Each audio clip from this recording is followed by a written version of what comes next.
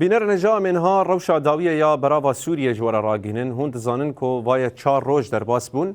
هیناژی کۆمکوژی لەوێ دەرێ داوام دەکەن وەکی کۆمەگۆت دەسەلات ئاشامێ ڕاگەهاندیە وان کۆمیتەیەکش بۆ شۆپاندنا وان ڕاستیان ئاوا کریە و گوتیە کۆ ئۆپەراسیۆنên وان ئێدی لەوێ دەرێ بداوی بوون لێ چاودێریە سووری ئا مافێ مرۆڤان ڕاگەهاند کۆ لەوێ دەرێ هیناژی کۆمکوژی داوام دەکەن لەوێ دەرێ چ شێ دەبە خەلک لە مالên xwe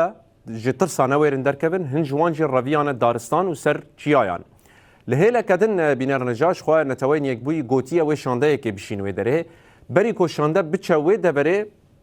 navenda çavdêriya mafê mirovan dibêje ku cenaze gelek ji kolanan winda bûn yanî nema hatin dîtin hin ji wan şewitandin hin ji wan revandin avêtin ji ser çiyaya avêtin hin ji wan di gorên komî de veşartin û hin jî bi cilên leşkeriyên rejîma Behsê a berê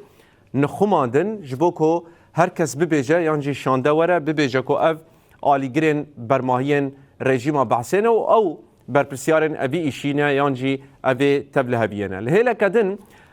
ev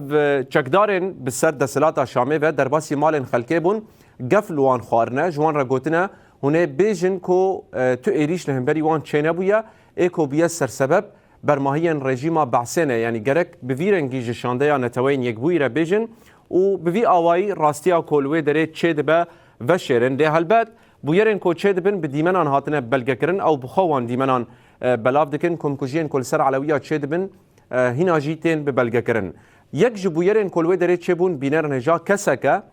elewiye derbasî mala xwe dibe dibîne ku dê û bavî wî hatine kuştin dîmenên wan dikişîne û li ser medyaya dijîtal belav dike dibêje ku ev vî awayî em têne kuştin ev jî dê û bavê min in cenazeyên wan e û li wê derê hatine kuştin. Rastiya ku li wê derê çê dibe bi kurtayî ev e